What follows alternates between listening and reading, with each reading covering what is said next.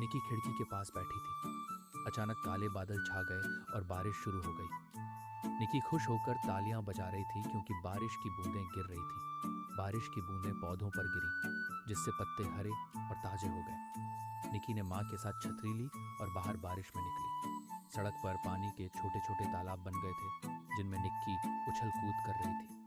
माँ ने समझाया कि बारिश अल्लाह की नामत है, जिससे सभी को फायदा होता है। निकी ने पौधों को पानी दिया और कहा, मैं बारिश को गंदा नहीं करूंगी।